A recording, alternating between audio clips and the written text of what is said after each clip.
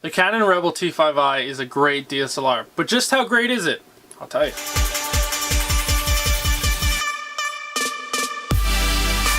The T5i is actually pretty decently balanced intro DSLR.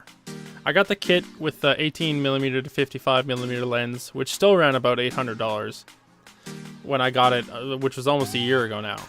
When it was released in March of 2013, it actually wasn't really all that different from the previous T series of Canon DSLRs. For example, the CMOS 18 megapixel sensor in the T5i has the same amount of megapixels as the T2i. So on paper, it's actually not that impressive, but the software upgrades from Canon have yet to disappoint me. I actually used this for vlogging for almost half a year. All I can say is that I'm not disappointed at all. The autofocus software is pristine, which actually shocked me because I've seen some reviews out there where people say that's the biggest fault of the camera. But for the first time ever, I actually noticed it for the first time while making this review. Video test for the T5i.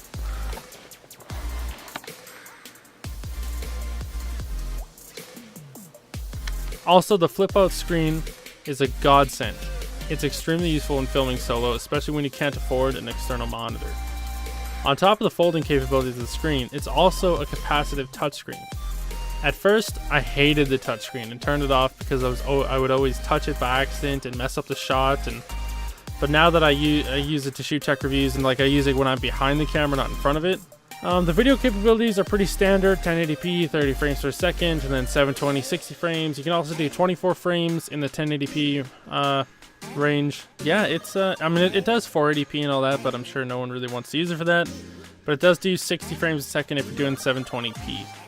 The battery life is, it's okay. I've only had it die on me once, but I imagine if you go out for a heavy day of shooting, you'll probably need a second battery. The microphone quality is what you would expect on any camera, hollow and echoey.